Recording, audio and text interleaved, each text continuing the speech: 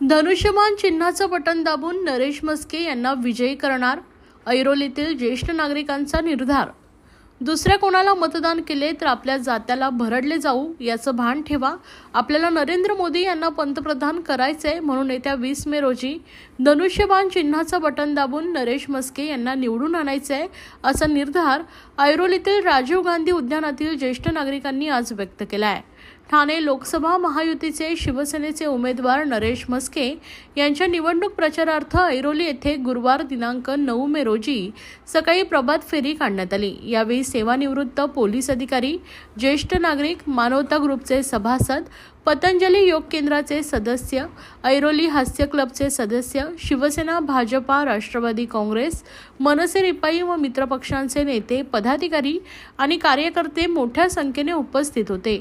शिवसेना नवी मुंबई जिल्हा प्रमुख विजय चौगुले यांनी नरेश म्हस्के यांचं स्वागत केलं। यावेळी जय जय श्रीराम आणि म्हस्के साहेबांचा विजय असो असा जयघोष करण्यात आला। यावेळी एका ज्येष्ठ नागरिकाने नरेश म्हस्के यांना मतदान करण्याचं आवाहन करत पुढील वाटचालीस शुभेच्छा दिल्या आहेत। तसेच ठाण्याचे महापौर असताना नरेश म्हस्के यांनी यशस्वी कारकीर्द गाजवल्याचा उल्लेखही यावेळी करण्यात आला आहे। पतंजली योग केंद्राच्या एका सदस्यानं नरेश म्हस्के यांना मत म्हणजे देशासाठी पंतप्रधान नरेंद्र मोदी यांना मत असल्याचं सांगितलं आहे। या ठिकाणी लोकप्रिय उमेदवार नरेश म्हस्के साहेब या ठिकाणी उपस्थित राहिलेले आहेत। आमचे या राजीव गांधी गार्डन मध्ये आम्ही ज्येष्ठ नागरिक, सेवानिवृत्त पोलीस ग्रुप, मानवता ग्रुप यांच्यातर्फे आमचं या ठिकाणी हार्दिक स्वागत। आपण सर्वांना आम्ही विनंती करतो की आपल्या कुटुंबात, फॅमिलीमध्ये, आपल्या आजूबाजूच्या परिसरात सर्वांना मतदानासाठी उपस्थित करण्याची विनंती करतो की सर्वांनी आपल्या भारतीय घटनेप्रमाणे सर्वांनी मतदान करायचे आहे। पण सर्वांना म्हस्के साहेबांना प्रचंड बहुमतानं ठाणे जिल्ह्यातून निवडून द्यायचे आहे। सर्वांना आमची विनंती आहे, सरकारची विनंती आहे।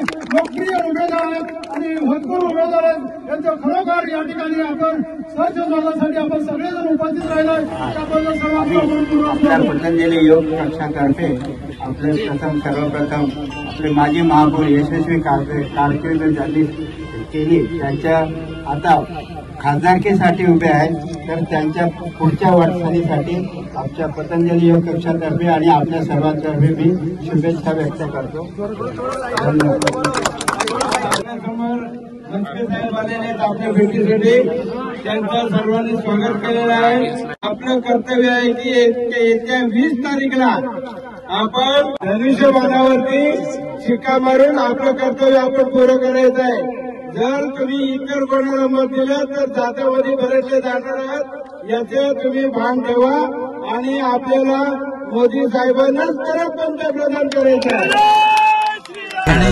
आतापर्यंत ही रॅली भर उन्हामध्ये महायुतीचे सर्व पदाधिकारी, महायुतीचे सर्व कार्यकर्ते या नव्या मुंबई बेलापूरमध्ये यांनी ठिकठिकाणी उत्स्फूर्तपणे त्यांना स्वागत केलं नरेश म्हस्के यांचं आणि अतिशय प्रचंड असा उत्साह आणि जोश आणि खऱ्या अर्थाने ठाणे लोकसभा हा महायुतीचा बालेकिल्ला आहे।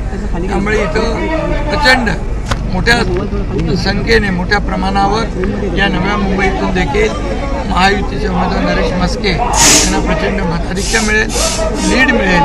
कारण शासनाच्या वतीने या नव्या मुंबईत देखील अनेक विकासाचे कामं, अनेक आपल्या जे गरजेपोटी बांधलेली घरं, FSI अशा अनेक आपण ज्या योजना आहेत नव्या मुंबईसाठी देखील शासनाच्या माध्यमातून केल्या आहेत। आणि एकंदरीत ठाणे लोकसभा हा महायुतीचा बालेकिल्ला आहे। 2 वर्षामध्ये केलेलं महायुतीचं काम आणि 10 वर्षात केलेलं मोदी साहेबांनी काम याचं नक्की या निवडणुकीमध्ये पोचपावती या ठाणे लोकसभा मतदारसंघातले मतदार देतील।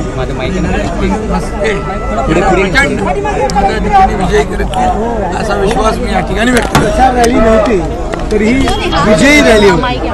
आपण तुम्ही पाहिलंय की शिवसेना, भाजप, राष्ट्रवादी, मनसे, RPI, योगेंद्र कवाडे गट हे प्रत्येक जो कार्यकर्ता आहे, पदाधिकारी आहे, हे बाहेर पडलेले आहेत आणि जनतेचा जो प्रतिसाद आहे माननीय मुख्यमंत्री एकनाथ शिंदे साहेब असतील, गणेश नाईक साहेब या ठिकाणी होते, आमचे सर्व पदाधिकारी, मंदाताई म्हात्रे होत्या.